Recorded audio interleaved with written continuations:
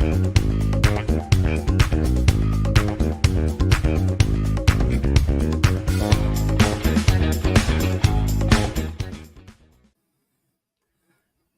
and welcome to AWS Made Easy, episode 111. You can represent this episode number in binary.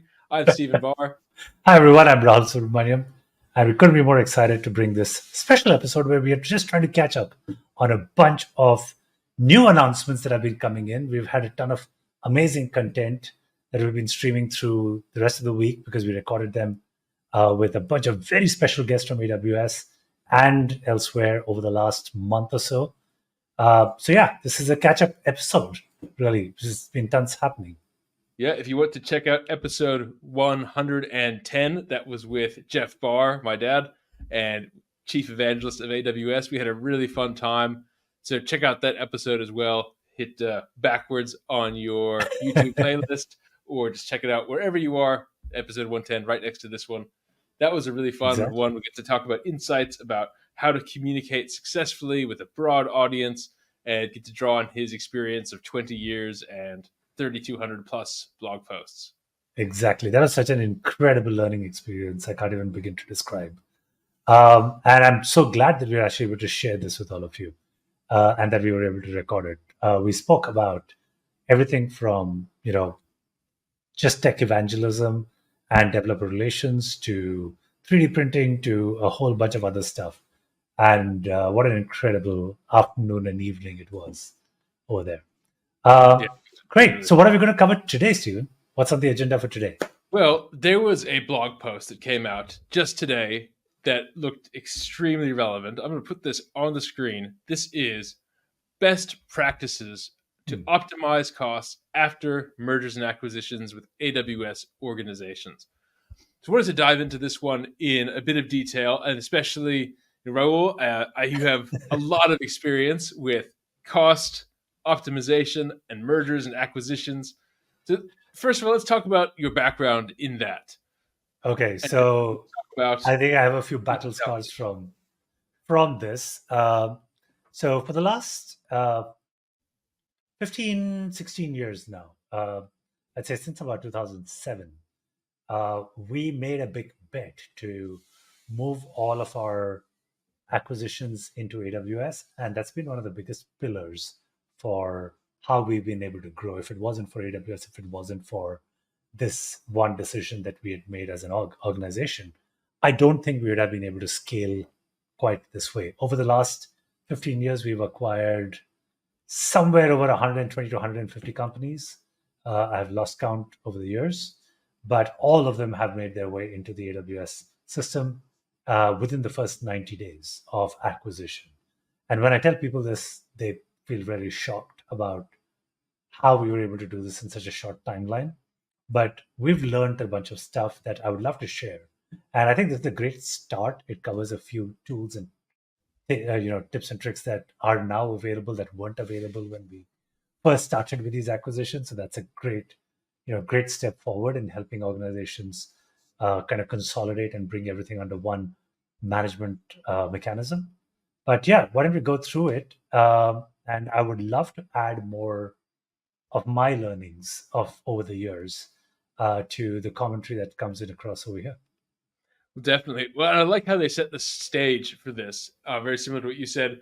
When you acquire a company or merge with a company, you don't know what you're going to find, right? You do your due diligence beforehand and try and figure out what's there, but then you actually get to the data center, the server room, get access to the code repository, and it could be anything, right? It could be old mainframes. It could be a mixture of every cloud. It could be things that people have forgotten about, right? The infamous server that's been drywalled over and no one even knows where it is. I have to say this. People think that this is just, one of those things that you say, but I recollect at least 3 or 4 instances through the acquisitions that we've dealt with, where there have been servers in either people's homes, literally enterprise servers running in some founder or developer's homes. In other cases, a server that was not in the data center, but lying almost like a footrest under someone's desk, probably keeping them warm during winters. It definitely was critical in the sense that the app wouldn't come back up. We migrated everything from the data center over to AWS, and we were like, oh, it's missing the service, and the service just won't come up. What's going on? And then we ask around and we figure out, oh, we forgot one machine that is sitting under somebody's desk that they were using like a footrest. And just because nobody had touched it in a while, it just, went out of people's memory. And it brought up a good point, right? You have to maintain business continuity Absolutely. while moving that footrest machine into AWS. Yes, absolutely. And it is harder than it seems. Okay. Like, I think one of the big lessons that we learned out of maybe after the first 20 or 30 acquisitions that we did was that we were trying it incredibly hard to plan for every contingency. But the reality with most of these acquisitions was we just could not cover every contingency there is. Every single time we'd spend 6 months trying to plan everything and then start executing. Literally on day one of starting the plan, something would go awry, right? And then we'd have to come up with a different plan or, think on our feet and figure out how to solve the problem. And So yeah. So how does that boil down to advice? Is you want to anticipate what can go wrong, but be ready to be flexible. I think that is definitely one of them. The second piece of advice that I'd give is don't overthink things.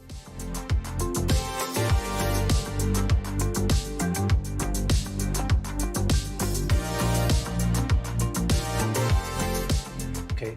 When you start planning things over a period of months, please understand that the services are going to change, the underlying infrastructure is going to change, the choices are going to change, your people are going to change, and the knowledge of what is, keeping the entire app and stuff alive is also going to start disappearing faster than you can imagine.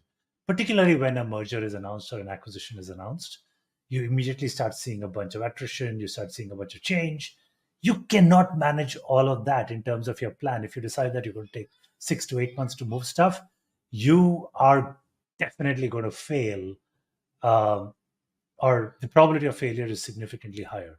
This is one of those scenarios where you are in emergency surgery mode. The minute an acquisition is announced, you need to get stuff into the AWS ecosystem as quickly as possible.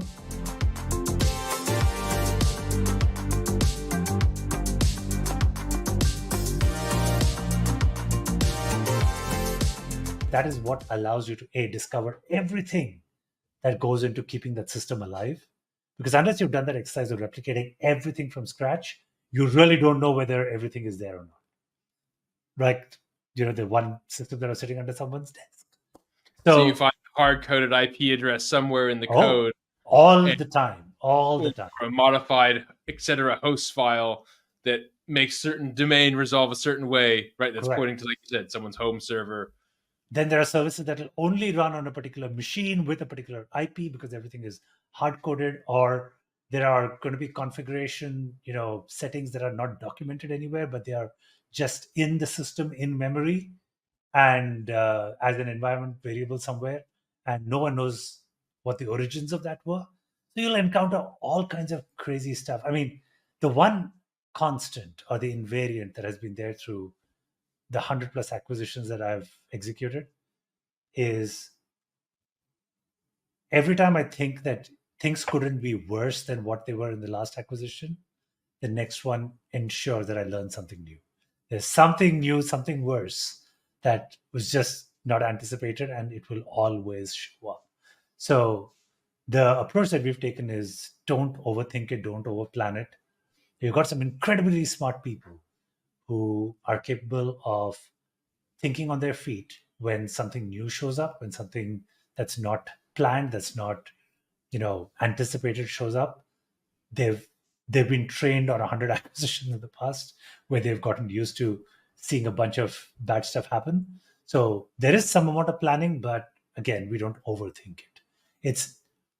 We give ourselves a deadline and we make sure that we get everything done within that deadline. And that deadline for us is about 90 days, because anything more than 90 days, we invariably find that we've lost a bunch of knowledge. We make other big mistakes that in the long run end up being way more costlier than just ripping the band-aid and getting stuff done within that short window.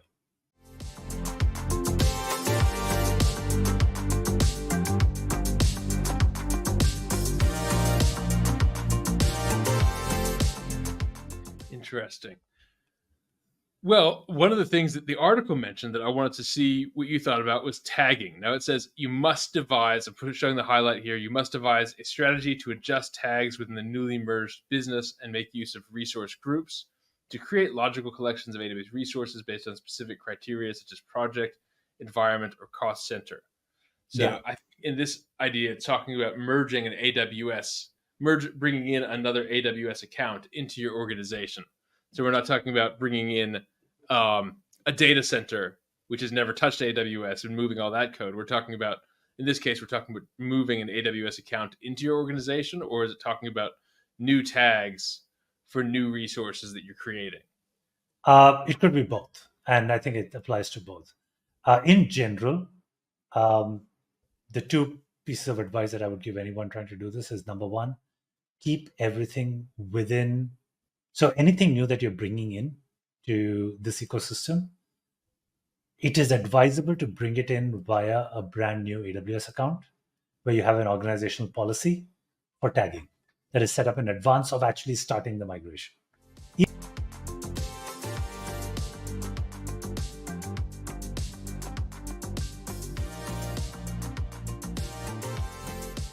Even if you had an AWS account somewhere else, I would recommend starting from scratch. Treat it like you know nothing.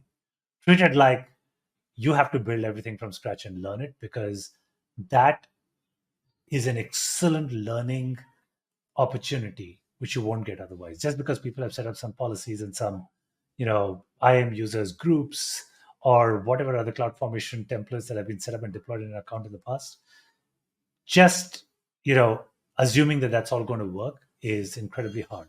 More often than not, we find that there were CloudFormation scripts that we didn't have that set up those templates. Then where do you go to, you need to make sure that you have everything ready in IAC and you can stand up the entire stack from scratch. There have been times where people just built up resources and stood up resources from the console. There's no way to replicate that. How do you do it? So you want to go back and in every one of those cases, write up the IACs, write up the Terraform or CloudFormation or CDK, whatever you use as your default. Make sure that you have those written up so that you can replicate the entire infrastructure as and when you need it. So starting with a blank account helps a ton. And the one thing that I would advise everyone, particularly when you're doing a merger or an acquisition, is immediately subscribe to the MAPS 2.0 program. This is the migration acceleration program that is available from AWS. You basically get a ton of credits when you're migrating workloads from a data center primarily or any new workload into your setup. So you can get up to 50% off as part of the migration acceleration program, and you can get access to resources who can help you with these migrations and make sure that you are utilizing the right services, the right resources in the most efficient manner. So go sign up for the MAPS program, and having this as a separate account makes it really easy because all you have to do is add a MAPS tag to that account and you can start accruing tons of credit for those migrations. And trust me, it's not a trivial amount. It's a huge amount, particularly when you're going to have to run potentially 2 sets of servers for a little while as you're doing this migration. These credits are incredibly valuable.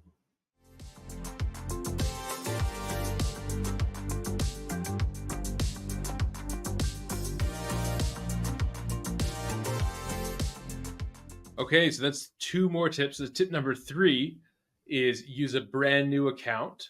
Yep. That we don't and then have that organization level policy for tagging. Tip number 4, subscribe to MAPS 2.0. That's the Migration Assistance Program. Correct. And that will give you credits and you can use that with just a tag. All right, these are really helpful. I'm going to collect these set of tips. I'm sitting here numbering them and collecting them into a comprehensive blog post that we can put together for this as well. That's awesome. Okay, so we've got tagging, we've got maps. So this is So bringing in these new organizations. Now, I think the next topic they're covering here is talking about how do we look at billing. So how do we think about the cost of this new business unit that you're bringing in? Great question. Before we jump into that, I'll just cover that one last line that is over there, which is identifying all the cost drivers and Here, setting okay. budgets and stuff like that. Yeah. Those are all generally good practices to follow. Having, the fact that you've actually got a separate account makes it much easier to identify what your costs are going to be. Again, my tip is don't overthink it, making sure that it works. Back to the FinOps crawl, walk, run. In this, your crawl is just make sure that everything continues to work when you migrated everything into your own account and everything can stand up. Now, one of the techniques that we've been using quite effectively is invariably when we bring stuff in from a data center, whatever, we have a landing zone.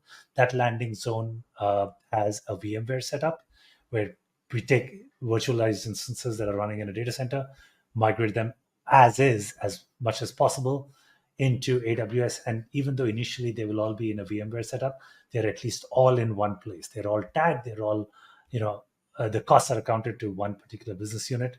The entire account is actually allocated to one particular business unit. So all costs within that are allocated. And we don't overthink it.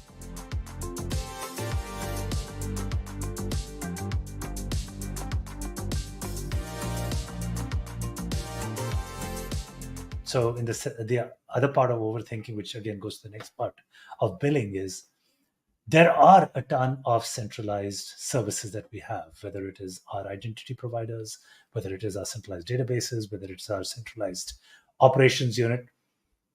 We don't try to create chargebacks or showbacks in an incredibly granular way because right at the beginning, our priority is to make sure that everything works. And so if you overthink it and then try to dedicate a ton of time to getting all your math absolutely right, you are going to have to deprioritize something else. And so my advice would be deal in orders of magnitude. Okay. So for example, just deciding that any new acquisition, you're just going to charge the business unit 10% overhead as costs. That's totally fine. And if the acquisition spends $1 million a year on their AWS setup, the 10% is 100K.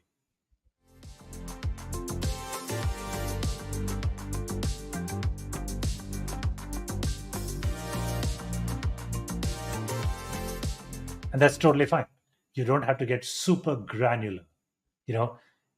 Generally things are so, when you're doing a merger or an acquisition, when you're doing the deals, you are negotiating you're negotiating in hundreds of thousands of dollars, in terms of the numbers that you're typically talking about. And so when you're trying to get precise, it's just false precision. It serves no purpose. So invariably, the first 6 months of whatever expenses are there, we just count it as our cost of acquisition. Okay, that right? makes a lot of sense. Okay, so So keep it simple. Yeah, and you don't spend so much time subdividing and trying to make this makes it more complicated than it needs to be. Correct.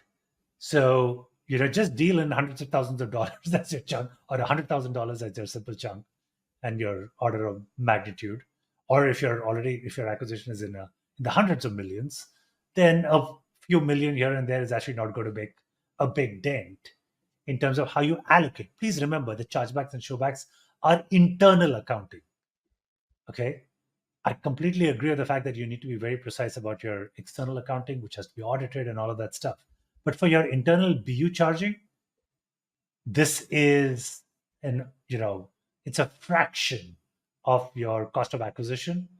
And so it's fine to be imprecise because everything else is imprecise. You're going to have so much turmoil, so much change happening during an acquisition that all of this will just seem very trivial. So you want to focus on the things that are important.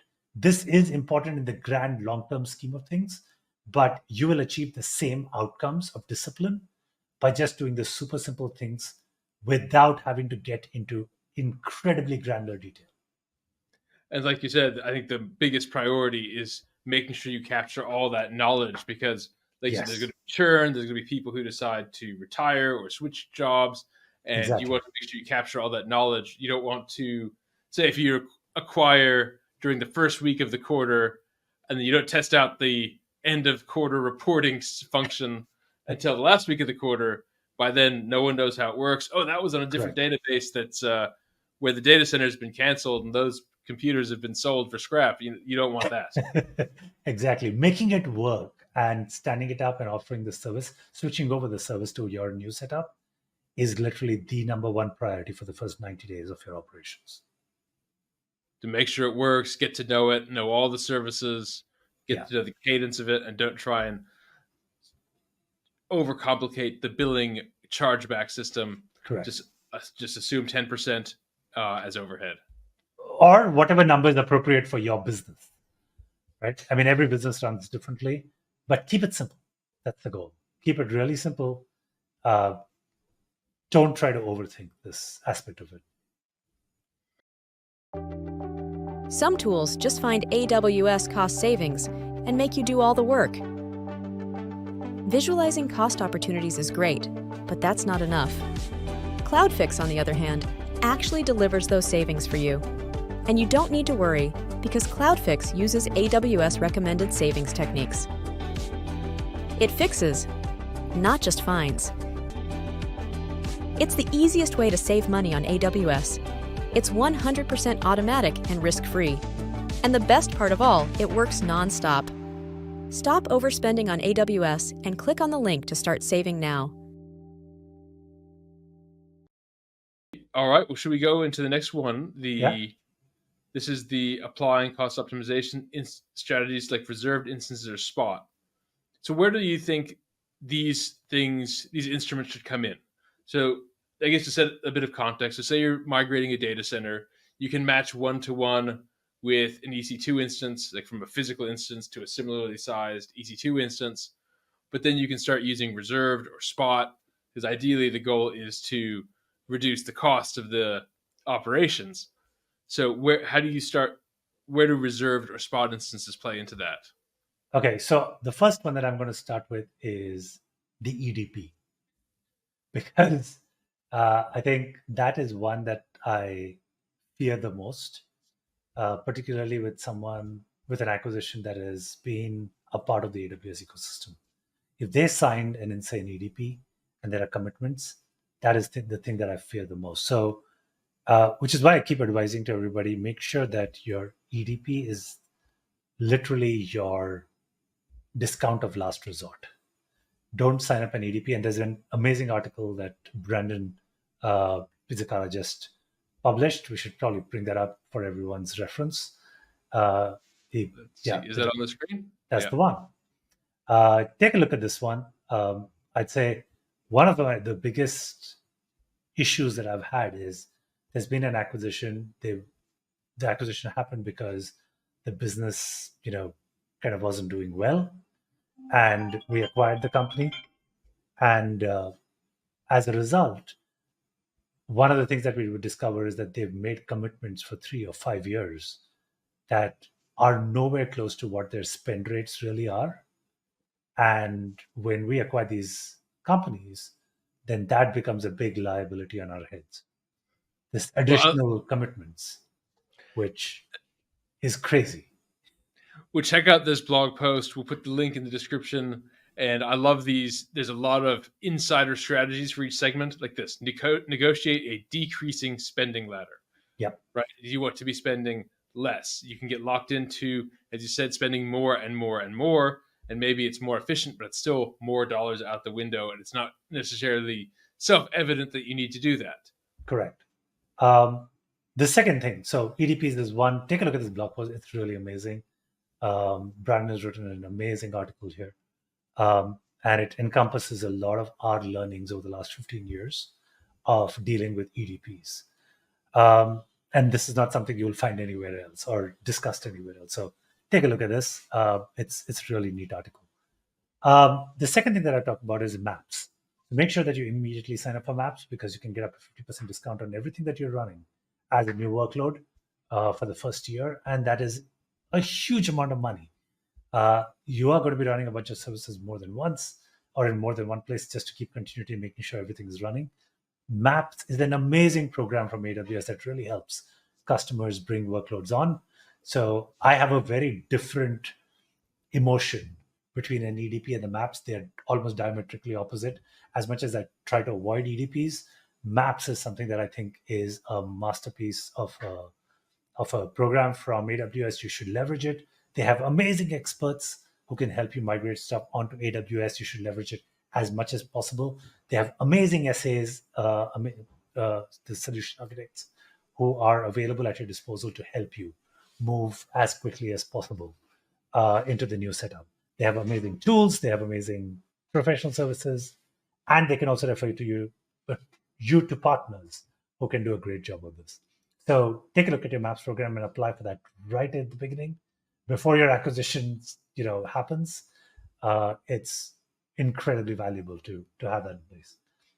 Third, when it comes to your reserved instances and stuff like that, one of the reasons why I love CRIs over any of the other ones is because we can grow and shrink them as needed, and acquisitions are an incredible way to kind of leverage that muscle. So I love CRIs. Reserved instances, I wouldn't really recommend. Take a look at whatever reservations exist within the acquisition if you acquired an already existing AWS customer. But if it's a data center, I would say, in the third or first, see if CRIs work for you. If you have aging CRIs that you can leverage to get good discounts, you can shrink them, grow them, do all that stuff. That would be choice number one. Choice number two in these scenarios would be get a very conservative compute savings plan.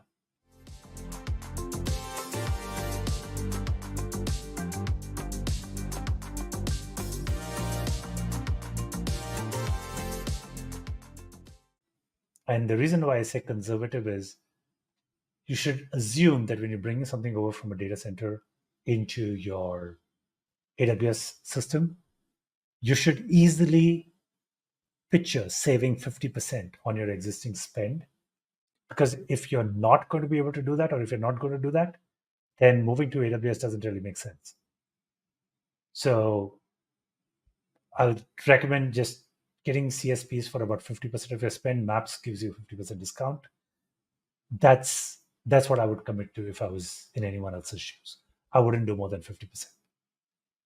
Got it. This is a very information-dense episode. This is really neat. So if you are doing a merger, whether with a data center-based company or an existing AWS company, you definitely want to follow all these tips. Again, we're going to have an accompanying blog post. This is a lot of information. Okay, so to summarize what you just said, look at the RIs that already exist, get a conservative compute savings plan or CSP, prefer using EDPs, but make sure you negotiate that decreasing price ladder. Don't just, as we showed you the blog post, it's a bit of a poker game. There's tons of stuff in there. It's not just the ladders. There's so many different insights in there that you should go take a look at it. We'll probably create another one on the same lines for mergers and acquisitions. But yeah, it's the one other thing that I would add, because it mentions Spot in particular, I would say do not go into the realm of looking at spots or lambdas in the first 90 days. Okay, this should absolutely be a priority post 90 days, but in the first 90 days, your priority should be stand up your application in a brand new account, make sure that you understand everything about what it takes to run the app, and make sure you have all the assets to be able to deploy an app from scratch. That should be your number one priority for the first 90 days. And post that, you can then start working on optimization.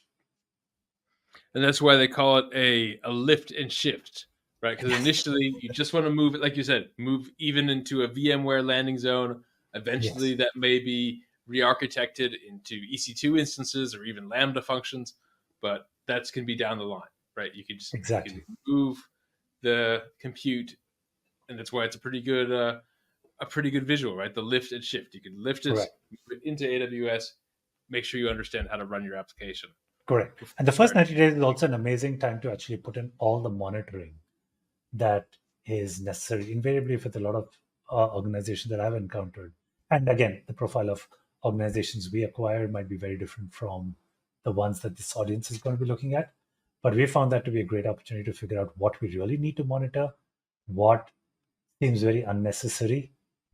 Because you have to remember that when there's an acquisition, these are not apps built from scratch recently.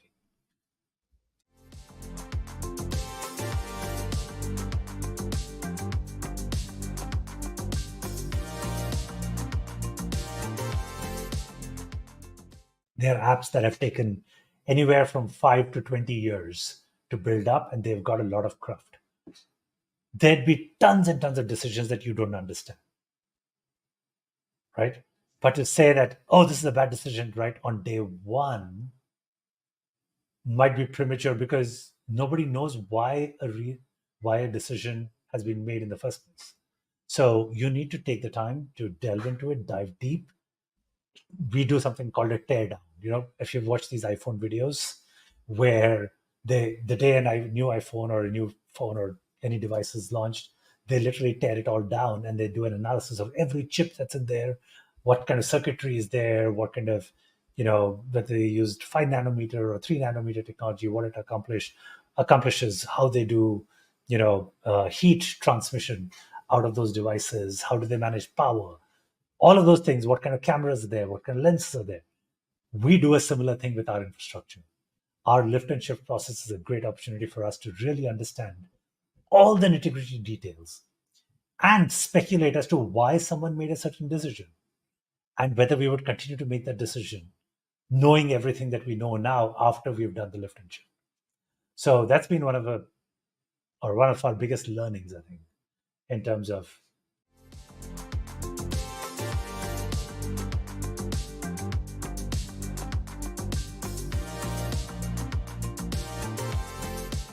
making sure that we're able to acquire lift and shift successfully within the AWS ecosystem. That's again very good actionable advice. Do that tear down and figure out your monitoring. You won't understand the context of every decision. It's nice if your logs are in beautifully structured JSON, but it might have been built for a logging system that stopped existing 2 decades ago. Yes. And has been moved around and evolved since then. Correct. We've encountered situations where we've had products that had compilers where the company that built the compiler has gone out of business, and you had to figure out some other way to compile the entire product because it couldn't be compiled from scratch.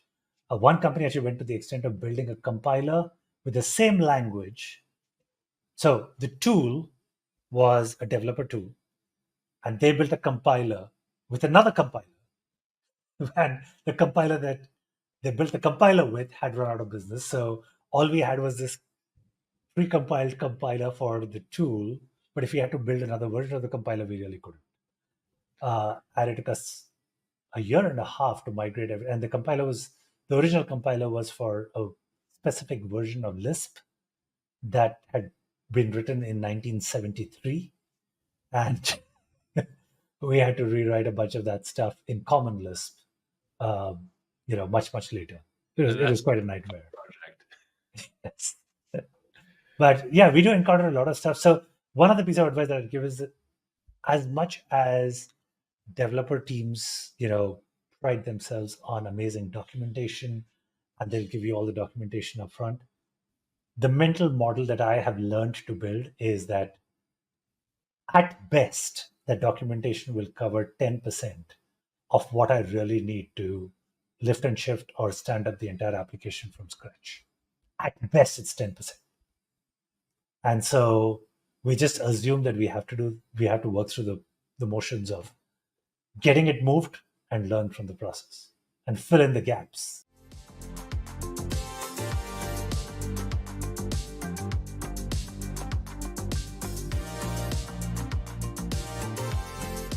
Fill in the gaps as we discover. So it really is almost a reverse engineering effort. Yes. Of seeing it working, understanding all the different services, how they connect, what code is necessary to build each piece, making sure you don't have, like I said, some random dependency, some compiled binary that no one could ever reproduce. The source code's gone. You just have that binary. Yeah. That All right. happens more often than you can imagine. Let's see. So this one is now talking about. Okay, so we talked about reserved and spot. Yeah. Now let's see. It's also talking about capacity reservations. Again, I would stay out of this for the first 90 days. Use maps, use your CSPs and stuff like that. You will figure out your capacity reservation at the end of your teardown. You will figure out exactly what you need to run your service once you've stood it up and you see exactly what parameters you need to tune. So start the tuning after you've got your entire deployment set up. Don't prematurely over-optimize these things. It's totally fine to do on demand for the first 90 days.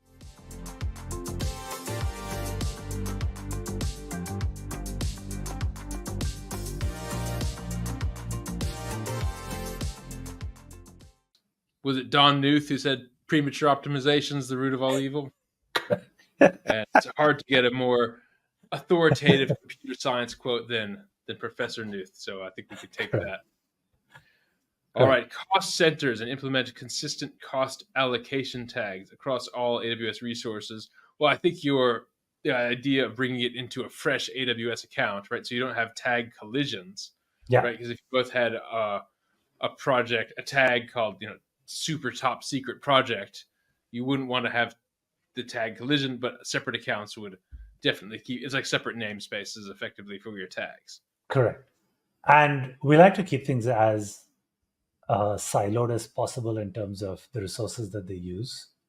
We do have a bunch of central resources, like I said, our SaaS ops teams, our lift and shift teams, they're all, common. And there are a bunch of resources and stuff that are centrally managed, but then we don't overthink it. We just have a charge, And I think I should bring this up.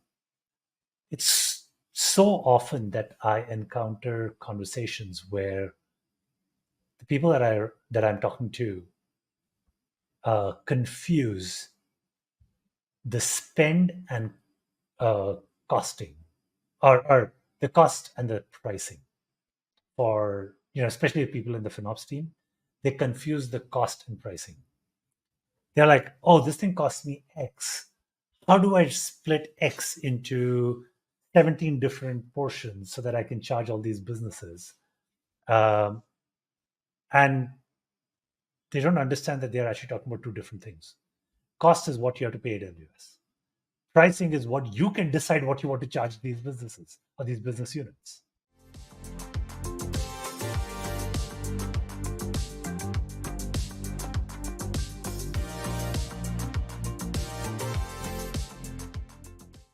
Right?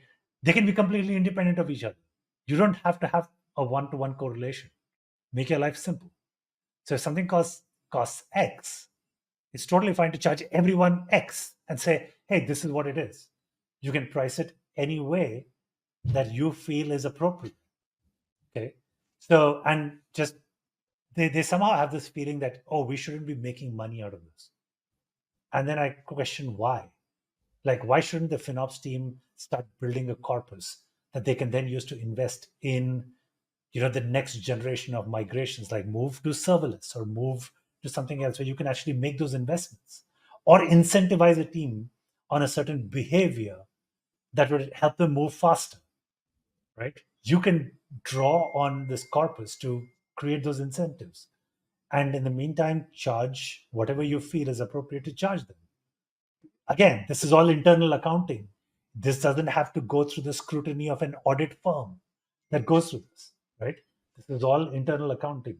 So I think keep it simple, keep it pragmatic, figure out what is going to drive the best behaviors and do the pricing accordingly. Don't overthink it. You don't have to spend inordinate amounts of time doing this. Well, I can remember the first day of my first economics class, and the professor said, all of economics is built on one axiom, which is people respond to incentives. And incentives in terms of adjusting internal pricing, if you really don't want people to use GPUs, you could triple the price of them. Yeah. Right. Internally triple the price. And that has nothing to do with how much it costs AWS, But if you were that intermediary, not everyone has their own master payer account. If you were in control of that master payer account and the billing structure, you could change the internal price. Yeah. And people get off the GPU instances. Exactly. I'll give you one example that I particularly wanted to bring up. So I think 2 weeks ago or during FinOps, AWS announced a very interesting feature, which is you can figure out the cost by container type and by container usage, what fraction of your CPUs or memory or whatever it's using to figure out how you're going to do billing. Okay. While that is awesome, that's great that you can actually do all of that level of granularity. But ever since we've used EKS or ECS before then, or Kubernetes, it's what, nearly 10 years, we've had a very simple math. The costs, we just have t-shirt sizes, small, medium, large, and there's a fixed cost per container. When you add up all the containers in a particular cluster, and you look at the prices that we charge, we would probably make 3x what it costs us in terms of Amazon billing. But that's totally fine. It's still a fraction of the cost of what it would, to do something in a data center or to do something within your, or it would cost us a fraction of the human power that was required to actually get granular billing just right so that we could charge the right amount. I think the manual overheads would outweigh the benefits of getting that level of granularity in bill. So just like when you're at a restaurant with a bunch of friends and everyone ordered kind of the same amount, you don't have to figure out, okay, how do I amortize this person had an extra Diet Coke? How do I amortize that over 6 people? Or okay, you just split it 3 ways, be done with it. Right. I recently learned the fundamental difference between going Dutch and splitting the bill. For those who were as unfamiliar with this because I just use them interchangeably. But going Dutch actually means that you pay for exactly what you had at the restaurant, and that's how you kind of split up the bill. While if you just say let's just split it, that means you just equally proportion what the bill came to. But just splitting the bill is the easiest way to do it when it comes to an AWS setup. When you have common resources, just split it roughly. It doesn't really matter. It's internal accounting. And as long as you don't have any bad actors. I remember my first accounting professor saying, if you're going out to dinner and you all agree in advance to split the dinner, then of course order as much lobster as you can. No one's going out to dinner with this guy. Yeah. So one of the ways that we use those incentives is every quarter we decide that there are behaviors that we like for example, using our centralized database. Okay, we subsidize. We're like, it's free for anyone who wants to use it. And by the way, instead of fighting with our engineers about moving to the central database, we're like, you do whatever you think is right, but a database costs 3x if you host it yourself, and it is absolutely free if you use the centralized database. And you know what?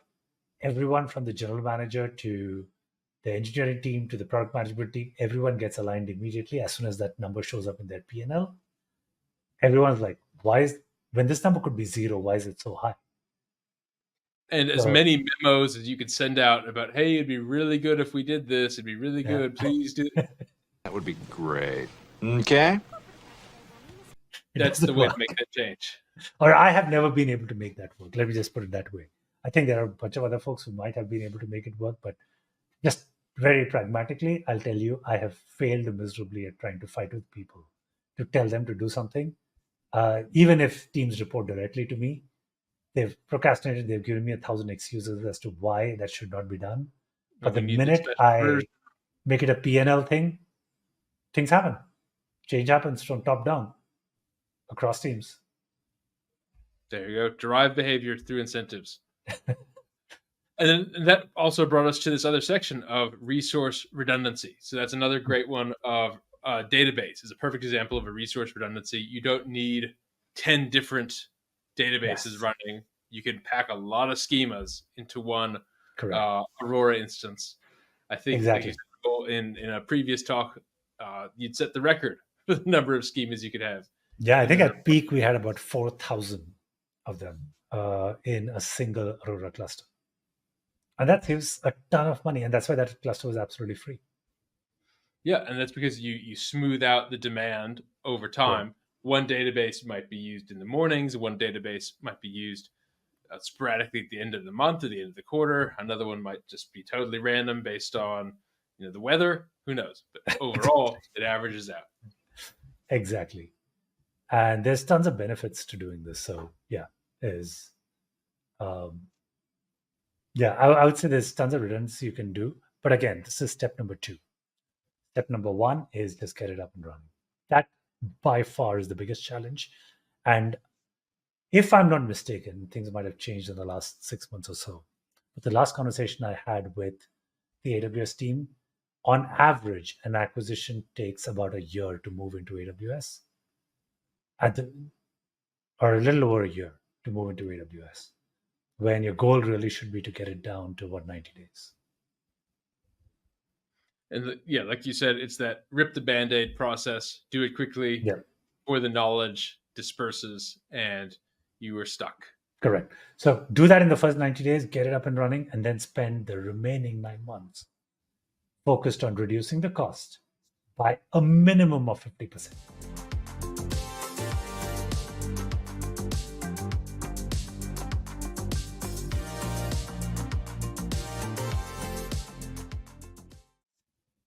Like your minimum bar should be 50% on reducing costs. In most cases, you can do way more than that. Almost every acquisition that we've had, without fail, the average compute utilization of the servers and instances that we've migrated out of has been less than 2%. And so you can imagine how much there is to save. Those are incredible numbers. So what it's saying, and once you have, so now we're looking past that 90-day period, and everything's aggregated, everything's in AWS, the architecture of, you're starting to see what AWS specific architecture you're going to use instead of just a bunch of virtual machines. Now It says start with the cost optimization hub. Yeah. And also if you're within enterprise support, use Trusted Advisor. So what advice would you expect to see from both the cost optimization hub and also Trusted Advisor that could help you with your cost management? Before I come to this Trusted Advisor, because I think this is really valuable, but there's one other piece of the puzzle that needs to be solved before you switch over to Trusted Advisor, because that's when the value of Trusted Advisor goes up significantly. The one struggle that we've had with most acquisitions is that code bases that are, over 5 years old are incredibly hard to refactor and get working amazingly in this, in the AWS or in the cloud world. However, if you follow Martin Fowler, and all the best practices about how to refactor code and stuff like that, they talk about something called seams in your code base or seams in your application. These are places where you can easily refactor stuff, move it out, just do things with it. The only clear or clean seams that I've found in any code base is the seams around what AWS today has managed services. Okay, so there is definitely a seam around your database. So instead of trying to host your own database, just run an Aurora or an RDS MySQL. Instead of running your own cache, just cut it down and use a managed cache service. Instead of using Elasticsearch that you are hosting yourself on a container or in a VM or on an EC2 instance or a bare metal instance, I've seen all flavors of it, switch to OpenSearch.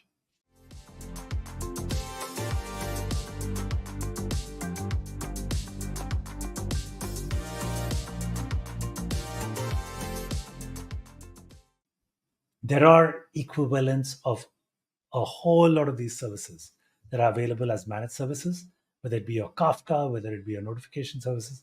There are very clean seams around these. Refactor your stuff as quickly as possible into these clean seams and get these deployed. Now, once you have these basics done, number one, coming back to this optimization hub and trusted advisor, there are a ton of right sizing recommendations that will start showing up that will actually be actionable. Okay. When you have an EC2 instance, a raw bare metal EC2 instance, or things where you've got a whole lot of custom code slapped in, even if you have a right sizing recommendation, I found that engineers, developers are incredibly reluctant to turn those on because they just don't know what's going on under the hood. Whereas if you have a managed service from AWS, if they say, hey, move from this size to this size, you can just turn it on and be sure that nothing will break. AWS guarantees that for you. And they spend millions of hours of technical implementation work to make sure that those recommendations from whether it be the compute optimizer or the migration team that, or the migration services that execute the migrations of managed services, those are all working flawlessly. In the worst case scenario, they'll have a rollback mechanism that will be seamless, right? You can rely on that. And if you want to leverage that, you should first you should try and figure out which of the managed services you can leverage across your app and just tear out all those parts from your deployment, switch over to the managed services. So to kind of summarize what you're saying, when you first get an application, you kind of have everything in one plate. It's all kind of mixed together. But then you can start breaking it apart, looking at these seams, and you can say, okay, this is where the database goes into play. Yeah. And then say, okay, this is where I can swap it to a managed service. This is where I can use my cache. This is where I can use OpenSearch. And then what's left after you've kind of cut all these seams and run these on managed services, what's left is that core compute. And then you really have a good idea of how much resources that takes, because it's not intermingled with all of these other stuff that can be managed separately and much more efficiently. Correct. That's one aspect of it. The other aspect of it is also when you're hosting your own services, there are a lot of unknowns underneath it. A clean managed service where you literally treat it like a black box. Think of OOPS best practices or object-oriented programming best practices. These are the seams, or these are the classes or objects that are very well encapsulated, and they can be handled in a very clean manner. I will guarantee that 9 out of 10 times when you are hosting your own service, whether it be as simple as a database or an Elastic cluster, there are things that you've done to those machines that make it bespoke. And there's a 90% probability that when you run a migration on it, something is going to fail. And you don't want that.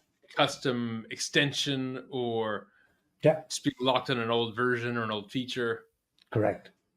It could be any one of a million different parameters that could go wrong for you. So if you've solved the problem of cleaning up that seam and moving things to a managed service, then taking, or acting on these recommendations that come from the trusted advisor or compute optimizer dashboards, or, from your optimization hub, those become 90% more probable that you will take those and act on those, because they're easy and they're guaranteed to be safe. That's really neat. Yeah. So then you can get those right sizing recommendations for your database, because it's not intermingled with everything else. It's a managed service. And trust me, that's where the biggest bang for the buck is. That's where the biggest cost spend really is. In the database? In your databases, in your caches, in your Elastic Cache, Elasticsearch, those kind of clusters, your Redis instances, those are invariably your app servers are not usually the most expensive resources in whatever deployment you have. It is all these, all the things that are offered now today as managed services. And that's where it's very easy to look at the pricing and think, oh yeah, sure, I could run this myself.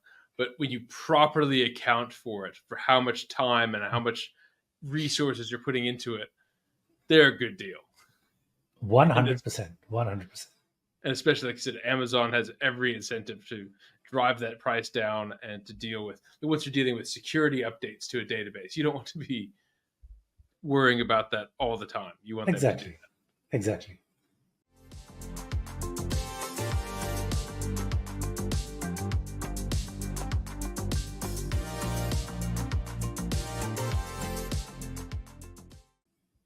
Okay. I'm looking at the next part in the article, AWS config.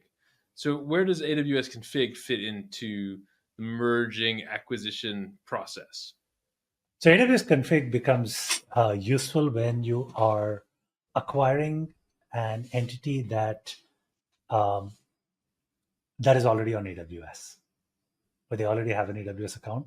You can get a full um, accounting of every resource, what they're running, all of that stuff, without having to literally write EC2 level queries or describe queries to get all the instance information and what's going on. You'll also get hierarchies. You'll get a bunch of very useful information out of config that'll help you catalog everything that's running in an AWS account. Now, one question I've got before is when to use config versus when to use the cost and usage report. Because both of them can kind of give you very granular information about resources. That's a good question. And I think they're very different. I think of them very differently. AWS cost and usage report is pricing driven. They only have information about configuration that drives price. Mm-hmm. For example, if you've chosen things that are metered. Correct. Only things that are metered are the resources that you see over there. But think of the data that you see in AWS config being equivalent to what you get when you do a describe resource API call. It has everything. It tells you how things are put together, whether it's an EC2 instance or whether it's a managed service. AWS config tells you how specific parameters are configured, and it helps you understand those details, which Kerr couldn't give you. Kerr is very billing oriented, and config is configuration that is going to be critical to optimizing things, or even lifting and shifting. I think we should take a short break and we come back. Let's talk about the next part of the article, which we really love, Compute Optimizer, and how Compute Optimizer can help you, as it says, optimize your compute cost corresponding to your post-merger business needs. Let's take a quick break, and we'll come back with more. Some tools just find AWS cost savings and make you do all the work. Visualizing cost opportunities is great, but that's not enough. CloudFix, on the other hand, actually delivers those savings for you. And you don't need to worry, because CloudFix uses AWS recommended savings techniques. It fixes, not just finds. It's the easiest way to save money on AWS. It's 100% automatic and risk-free. And the best part of all, it works non-stop. Stop overspending on AWS and click on the link to start saving now.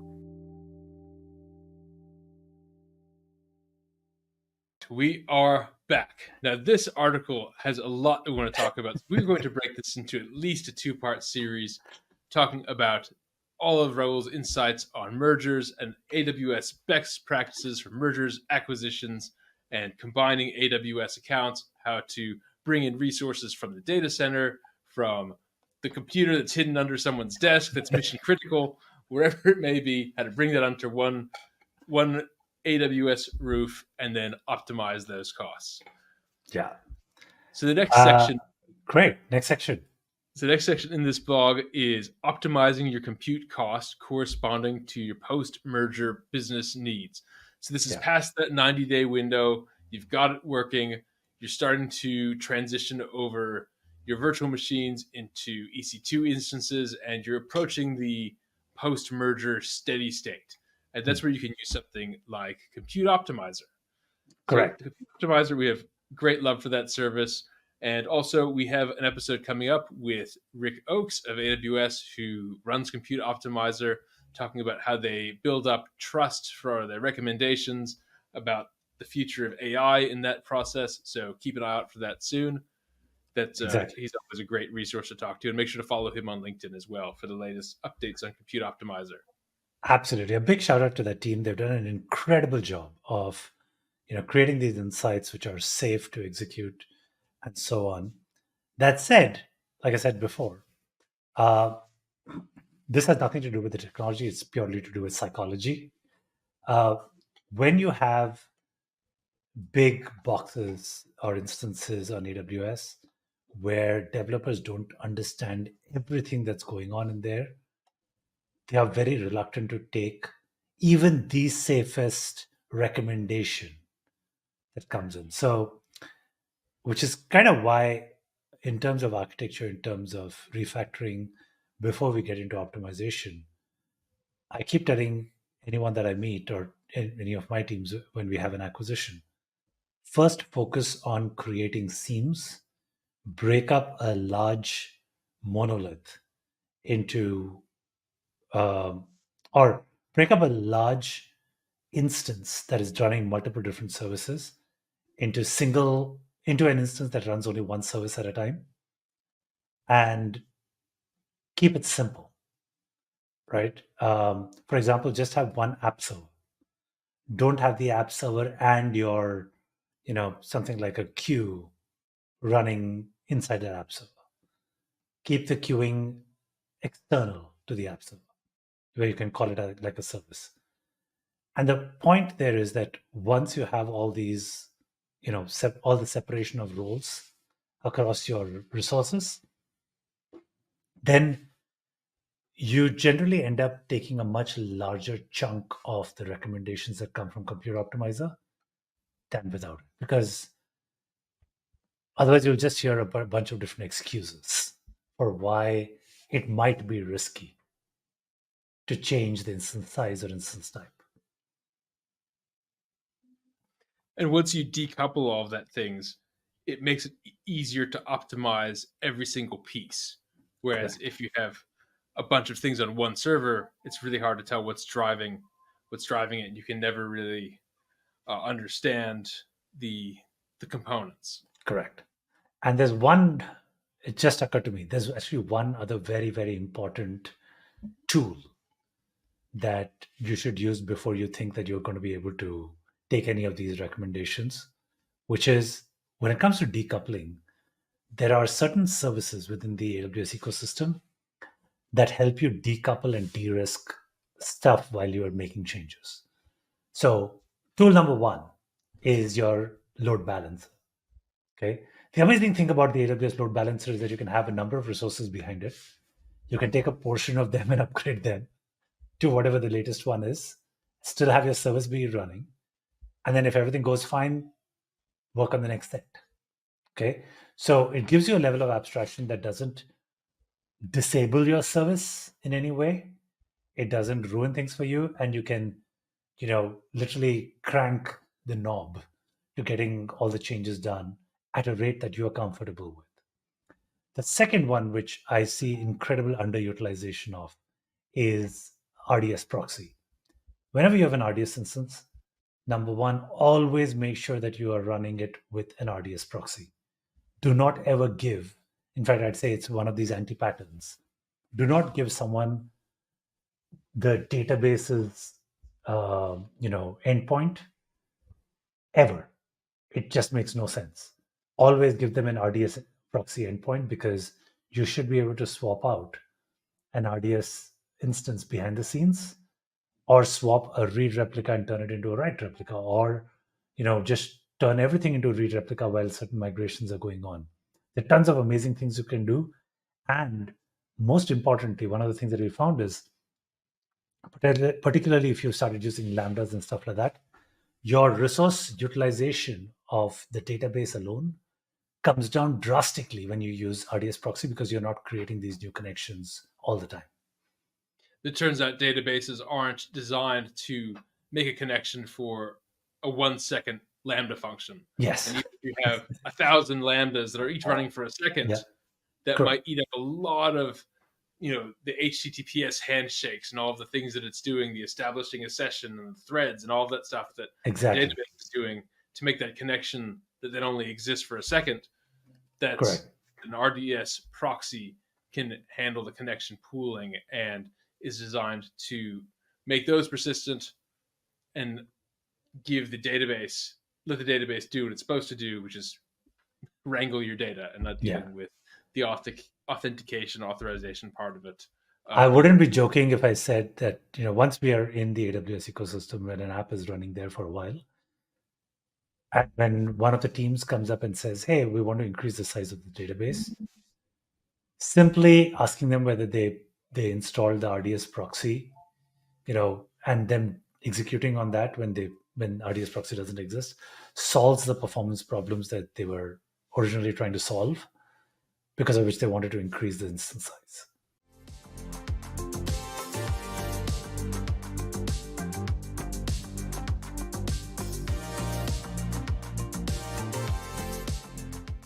And so the savings on this is incredible with this super simple fix. But more importantly, as new types come up, we were probably going to talk about this before we went really long on this section of it. But AWS just announced a new instance type, the R8G, right?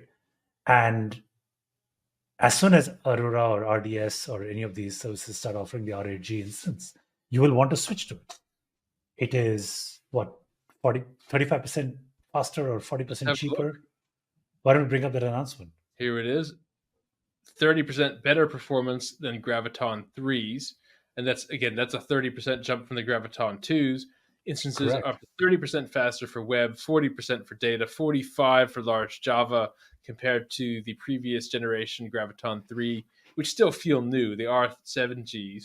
Yes. R8Gs are in 12 different instance sizes, including 2 bare metal sizes, 50 gigabits of enhanced networking bandwidth, and 40 gigabits of bandwidth to Amazon EBS. This is pretty so cool. Your net cost could actually come down by about 30% in a bunch of these cases. And imagine you having a 40% faster database. That right? is, yeah, absolutely. And you would be scared to do that, or you try to find an ideal window for this change. And in most cases, teams don't find this ideal window to migrate. They just don't. Well, we are tracking as soon as R8G is available for RDS. We will be very excited about that. We'll definitely want to investigate 100%. that transition. Exactly.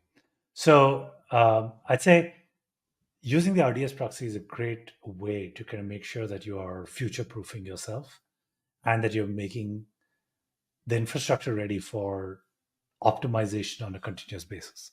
The other example, so these two are ones, there are a bunch of others that you can actually leverage as well.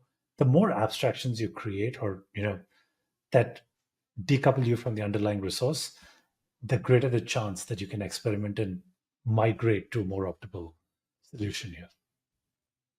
Yes, absolutely. And you're untangling that big ball of mud and making it into several pieces, each of which AWS has optimized for its particular use pattern, right? Yeah. You've got, and even to the extent now, like we just talked about, the R8G processor specifically designed for server workloads. Exactly.